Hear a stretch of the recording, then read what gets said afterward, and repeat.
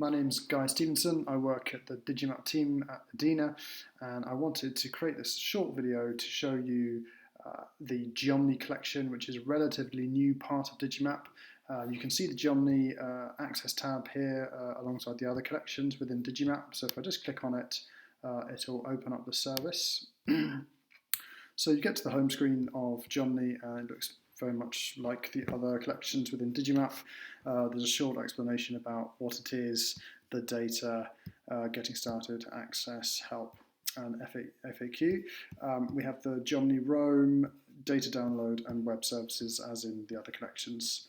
So the best way to look at this straight off is to look at the Roam client. So when you come into the service, you arrive straight at the UK land map, which is the land cover part of the Geomni collection. So if we look at the map content, then it gives you a very clear idea of what the different colours on the map represent in terms of land cover. So I guess if we search for an area, go to Newcastle.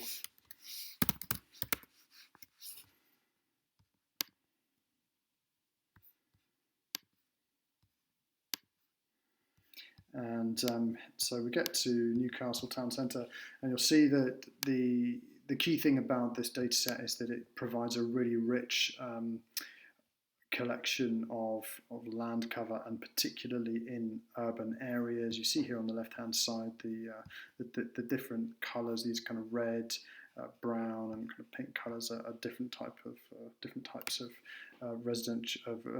urban land cover. So that's one element to Geomni, and this is a data set which spans the whole of the UK and Northern Ireland, so you can search anywhere and see the data for any location.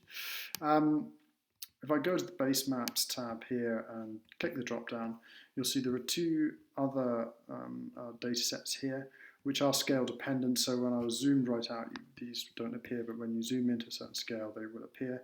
If I click on the UK building's age, the building data now appears on my map. Again, we have the the map content section here, so you can see what the colours represent on the map, going from light to dark in terms of older to more modern. And then you can simply zoom into your map and start to interrogate what these buildings represent, what they are, and start looking at the data behind each building. So if I use my I button up here, I can just select a building, and it will give me some data behind it in terms of the property area, the building area, the height in meters, the age, and the use. So this one looks like a bit of a mixed use with office and retail on the ground floor. Bear in mind this data is only for towns and cities of over 10,000 in population. So as you zoom out, you'll notice that the data, there's definitely a kind of a point where the data starts and ends. But it's, again, for the whole of the UK, it is a pretty rich data set. And if you've got any interest in buildings and property and kind of land in bigger towns and cities across the UK, it's a fantastic data set and very, very complete. So that, what we're looking at here is the age of these properties. But if we want to show the data in a slightly different way, we can look at go back to the base map drop down and look at the UK buildings use, and click that one, and the same data will appear, but it's presented in a different way, so you can see the use of these buildings in a clearer way. On the left hand side we have the map content, the map content legend, and again you can use these colours to kind of identify what some of these buildings are being used for on the map. So for example, if I wanted to look at these education buildings, the yellow ones, you can start to spot, okay, these, what these buildings are, and then go in and start to interrogate some of them and get some more data behind the buildings. So that's very quickly how the main part of the Geomni collection works. There are a couple of other bits of the service which are much smaller, and they're just for London, so I'll show you those very quickly now. So if I go to Wimbledon, I'll put in SW19 into the search gazetteer, click on postcodes, and off I go to Wimbledon. I'll zoom in a little bit, and hopefully we'll start to see some recognisable bits of Wimbledon in terms of the tennis centre.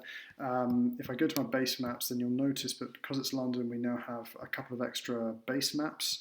We've got the kind of normal base map, which looks a little bit like OS master map, but it's the kind of Geomni equivalent, if you like. You can zoom in; it gives quite a nice kind of cartographic look and feel. We have the aerial imagery for London as well. It's slightly more up to date than the aerial imagery in our aerial collection, but again, it's just for London. And I guess the main thing about the London area is that there are a couple of overlays for the London area, which could be of value to certain people in certain institutions. First one is UK map tree canopy. So if I click that, you'll start to see this tree data which appears on the map, and all it is polygon shapes which represent trees.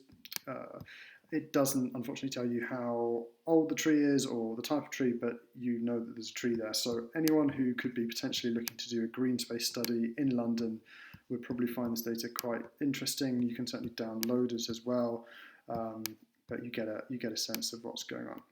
The other part of this collection, and again just for London, is this upper floor data. So if I click the button, you'll start to see that there are a few buildings with data attached to them. I'll come more into central London where there's a bit more kind of data going on. As I said, it's scale dependent, so as I've zoomed out, it's gone back to the building use base map. But if I go back to the aerial map here, you'll start to see that there's a few buildings here and there where there's upper floor data. So I can zoom in to one of them and you can just have a quick look. Grab this building here, it's right in central London, and it basically gives you essentially a kind of a floor plan of that building, gives you an idea of some of the businesses that are in the building, and if you were to download this data, you could then start to work with it in a GIS software package and start to potentially do some 3D modeling and that kind of thing. So that is a very, very quick whistle-stop tour of Geomni. I hope it's been useful, but please do get in contact with us at Digimap if you have any more questions. Many thanks.